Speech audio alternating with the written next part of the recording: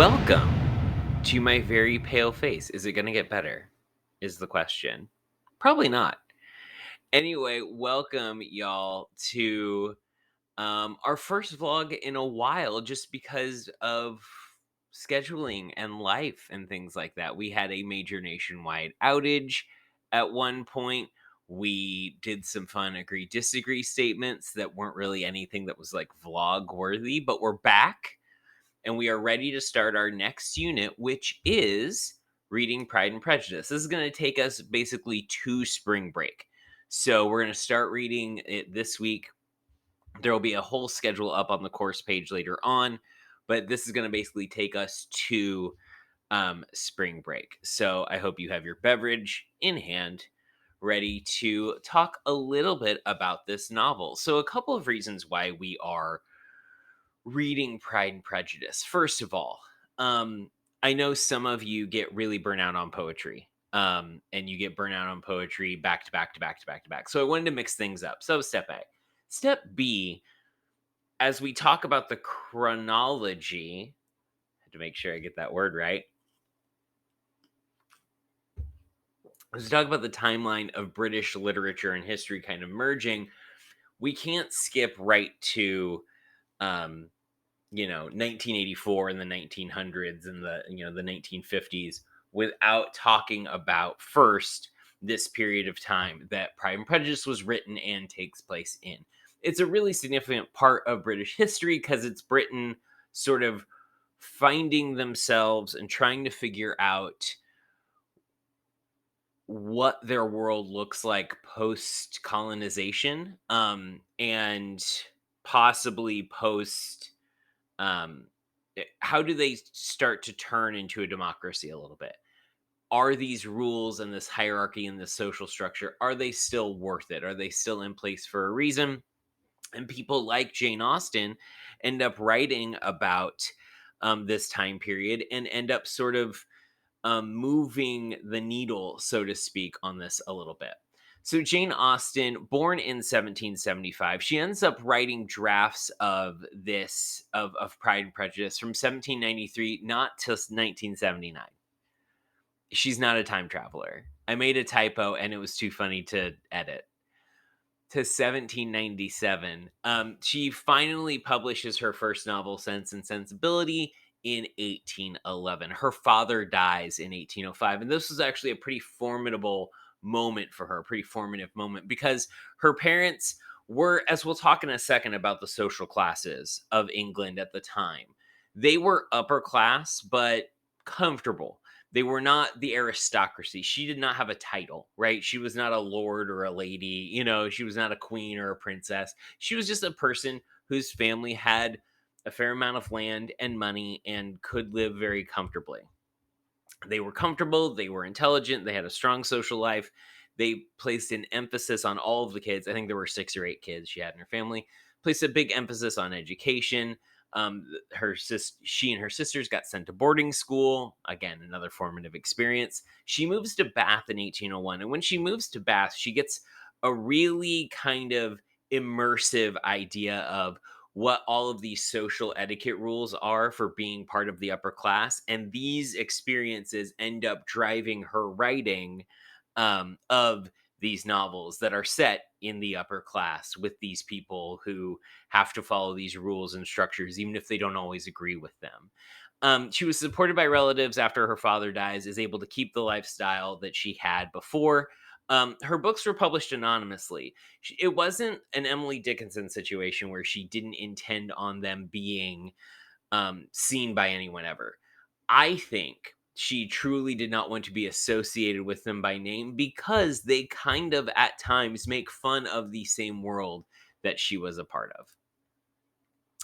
The social context of this novel, there were very stark distinctions between the upper and middle classes at this time in England. You if you were in the upper class, you did not work, you did not have a profession, you did not do housework. You had inherited your money through land or family money over the years. And because of this, you did not really have to work or do anything or have any necessary skills.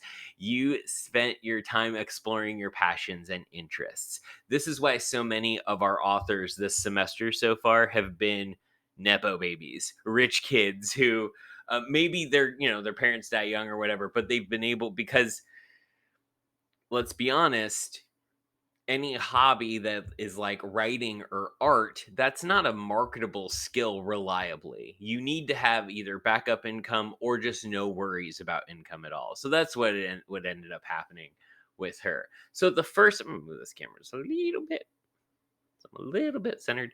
Um, so first, at the top level, you have the aristocracy, the landowners, the people who were born into wealth and just kept the wealth. These are the people, the aristocracy too, who also had titles, right? Your Why am I so pale today? My word. Um, your people who had your lords and ladies and kings and queens and princesses and so on, or just people who owned a significant amount of land who could um market that land and rent that land out to people. Then you had the newly rich, just like Great Gatsby last semester. One of the themes that we will talk about along the way in this book is new money versus old money. What happens when someone gets suddenly rich and they kind of move up that ladder a little bit? What happens? Are they treated differently? Do they treat the money differently because it's new? And then in the third level, you had the gentry and the clergy. The gentry were famous, wealthy people who did not have this title necessarily. And the clergy, members of the church, it's the church is not as prominent as it was hundreds of years before with Beowulf and Canterbury Tales, but it's still very much important to the culture of any area in Europe at the time. And then you have the middle and lower classes. Depending on what class you were in, there was a very strict moral and social code you had to follow. If you were born into a class, it was very, very difficult to move up. You could always move down, you could always lose your money, but it was very, very difficult to move up in the world. Once you were born into a class, you were kind of stuck with it. That still happens all across the world. Um, Depending on what advantages you have when you are born, can strongly affect your life and your livelihood through no fault of your own or benefit of your own. The upper classes, however, it was this weird cycle. So the upper classes needed the lower and the middle classes to support them. They needed them to pay rent.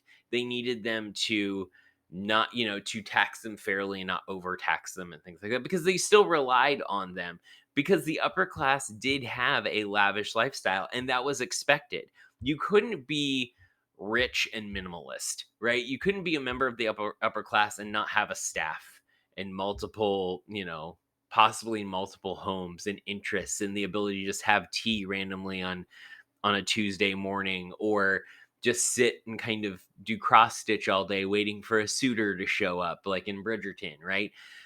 All of these things, you had to live up to that lifestyle. So you needed continuous income to do that. So if you were living off of family money, you needed that family money to last, or you needed to figure out a way to invest it and keep it going. Um, there was a strict concept of morality too. You were expected to act in the way that social law said that you should. Unmarried women were not allowed to be around unmarried men or married men, really, without a third party present. You had to be nice to people even if you didn't like them. Not liking them, not a social crime. Being rude to them in public, that was the real issue. Marriage was contracted out of financial security rather than love. This was a really common thing. Now we treat marriage as if, like, I found my soulmate and I will spend the rest of my life with them. We see how often that really works, right? Whatever. And how realistic that truly is. Sometimes it's a whole lot harder than that. But there was no kind of pretense about it. Families would blend families together to keep that income up. And it was for financial security rather than love. Parents were highly involved in the marriages, picking who could marry whom, and that parental approval was critical. Women had no career opportunities. They watched the home, they raised families, they got no inheritance. If there was an inheritance in any family line, it most often went to the male. Remember, so this book that we're going to start reading is full of satire. This book is a classic romantic kind of comedy of two people from opposite social circles who judge each other immediately and then end up falling in love. If it sounds familiar, it's because it's most Hallmark movies. It's the prototypical romantic comedy, but this was the first. This is why the art form still exists. Is because Pride and Prejudice still stands the test of time, is still popular, but it also pokes fun and satirizes that upper class of the time. So satire is an art form, any art form that uses humor to reveal the flaws or just make a comment on society in general. And also irony. I asked students what irony was. Irony is anytime we get one thing and we expect one thing and we get another, right? It could be a character saying one thing and we know that the opposite is actually true. It could be expecting one thing to happen in a story and then the opposite happens, or it could be characters not knowing something on stage or on the page that we know as the audience. So look at this excerpt of Pride and Prejudice, where the Bingley sisters respond to learn that Jane is ill. Um, they repeat 3 or 4 times how much they're grieved, how shocking it was to have a bad cold, how excessively they disliked being ill themselves, and then think nothing of it.